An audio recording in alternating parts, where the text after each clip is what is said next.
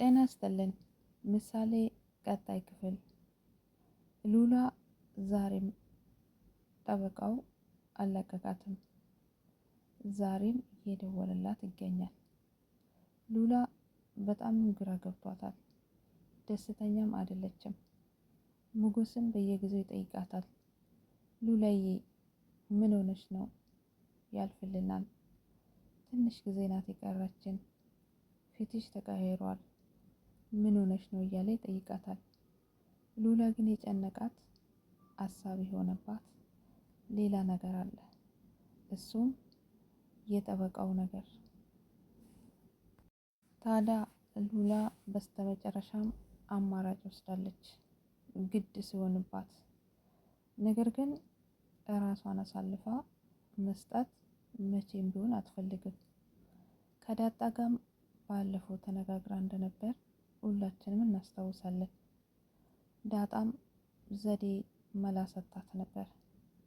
ዘዴን ፈጥርላታለን አንቺ አትጨነቂ ብላት ነበር። ያንንም ተመካክሮ ደላለውንም ጠርቶ ሰውየውንም እየጠበቁት ይገኛሉ። ሞገስ ወደ እነ ብሩክ ቤት እንዲሄድ ሉላ በማድረግ ቤቱ ድረስ እንዲመጣ ቀጥረዋለች። የሚገርም ነው። ምንም እፍረት ሳይኖረው ጠበቃውም ቤቷ ድረስ ለመምጣት ተስማማ። ሉላም እነዳጣ ቪዲዮ እንዲቀርጹ ወይንም ደግሞ በሌላ ነገር እንዳግዟት አድርጋለች። እነሱም በየአልጋ ስር ተደብቆ ጠበቃውን እየጠበቁ ይገኛሉ። አስፈራርቷትም ነበር። ሌላ ነገር አስበሽ ከሆነ የሚከተልሽ ነገር አታውቅም እያላት አስፈራራት። ሪከርድ አድርጌሻለሁ እያላትም ያስፈራራታል። እሱ በግድ እያስገደዳት እንደሆነ ህጉ ለሱ ብቻ እንደሚሰራ አድርጎ ያስባል። ነገር ግን ቤቷ ድረስ መጥቷል። ሉላና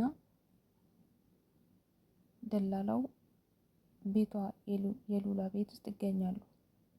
ምን ይፈጠር ይሆን? እንዴትስ ተዋርዶ ይወጣ ይሆን? የጠበቃውን ነገር ቀጣይ አብረን የምናየው ይሆናል። ጠበቃው መዋረድ አለበት። ጠበቃው ትክክለኛ ጠበቃ አይመስለኝም። ለህግ የቆመ አይመስለኝም። ስለዚህ ጠበቃው በሚገባ መዋረድና ቅሌቱን ተሸክሞ መሄድ አለበት ብዬ አስባለሁ። ሉላም ነፃ መውጣት አለባት። እስከ መቼ ድረስ ትጨነቃለች? ዝና እንደዛ ሲያስጨንቃት ቆይቶ ዛሬ ደግሞ ዝና ትንሽ ስተዋት ይሄኛው ጀመራት። ይገርማል።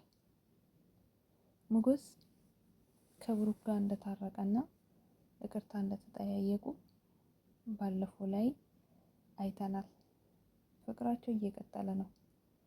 ብሩኬም የሱን ንብረት ማስመለስ አለብኝ፣ ውለታውን መክፈል አለብኝ ብሏል።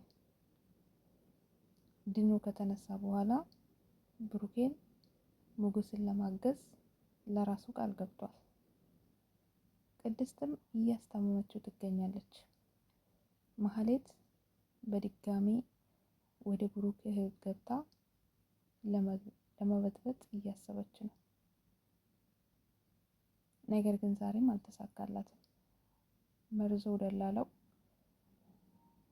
ስለዝና ሁሌ ዳጣ ስለምታወራ ይሄ ስም አዲስ አልሆነብኝም፣ ዝና ማን ነው ብሎ ጠየቃት። እሷም ወደ ብሩክ ቤት ውሰደኝ በማለት ጠየቀችው። እሱም ትዝ ስሎ ዝና ማን እንደሆነ ዳጣን ጠየቃት። ዳጣም በጣም አስፈራራችሁ፣ መሸሽ አለብህ፣ ወደ ቤትም እንዳትወስዳት ብላ ነገረችው። እሱም ሳይወስዳት ቻው አልወስድሽም በማለት ማህሌትም ወደ ቤቷ ተመልሳለች። ታዲያ ፍራታን አንቺ ነሽ ሁሌ እንዳይሳካልኝ ከኋላ ተቀምጠሽ ብታደርጊ እያለቻት በጣም እየነዘነዘቻት ትገኛለች። ብሩክ ከእንግዲህ መሀሌትን ወደ ቤት መቼም ቢሆን አይመልሳትም። መድብልና ምሳሌ ወደ መንገድ እየተጓዙ መሀሌትና ዝና በመኪና ውስጥ ቁጭ ብለው ሲወያዩ አዩዋቸው። ዝናም እነ መድብልን ያየ ይመስላል። ታዲያ መድብል ጀግናው አሁንም ችግር እንዳለና በእነሱ ዙሪያ ውይይት እንደጀመሩ በደንብ የተረዳ ይመስላል። ቀጣይ ደግሞ ከማን ጋር የሆኑ ፊልማው? መድብልና መሀሌት ወይስ መድብልና ዝና ወይስ ሞገስ ብሩክ? ማን ይሆን? ቀጣይ ትግላቸው ምን እንደሆነ አብረን እናያለን። ውድ ቤተሰብ ሁላችሁንም ከልቤ ነው የማመሰግናችሁ።